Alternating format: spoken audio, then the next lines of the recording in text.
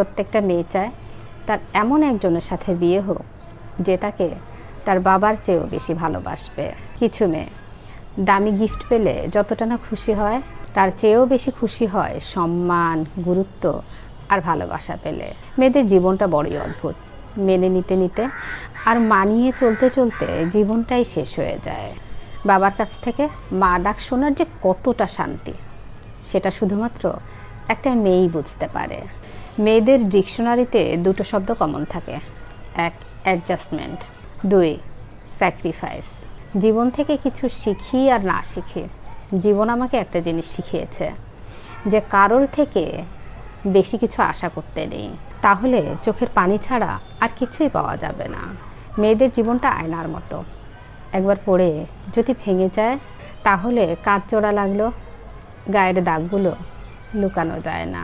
আমরা এমন এক সমাজে বাস করি যেখানে মেয়ের মা ফোন করে মেয়ের সাথে কথা বললে সবাই বলে মেয়েকে খুব বুদ্ধি দেয়, আর একই কাজ ছেলের মা করলে ছেলেকে স্নেহ করা হয়। শ্বশুরবাড়ির সব লোক যেমনই হোক না কেন আফসোস করবেন না।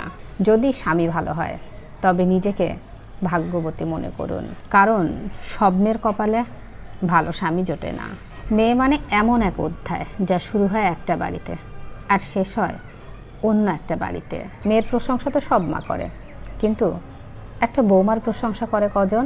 সবাই বলে মেয়েদের কোনো বাড়ি হয় না, আসলে মেয়ে ছাড়া কোনো বাড়ি সম্পূর্ণই হয় না। মেয়েদের জীবন কতটা কষ্টের তা বোঝা যায় তখন যখন বিয়ের পর বাবার বাড়িতে যাওয়ার জন্য শ্বশুরবাড়ির লোকের কাছে অনুমতি নিতে হয়। পৃথিবীর সবচেয়ে কঠিন চাকরি হলো গৃহবধূ হওয়া। 24 ঘন্টা ডিউটি, কোনো ছুটি নেই, আবার মাসে কোনো বেতনও নেই। রাগী মেয়েদের মধ্যে ছলনা থাকে না, থাকে শুধু অফুরন্ত ভালোবাসা। এরা আসলেই লোভী, কারণ তারা ভালোবাসার কাঙাল। মেয়েরা সত্যি স্বার্থপর, কারণ তারা তাদের ভালোবাসা কারোর সাথেই শেয়ার করতে চায় না।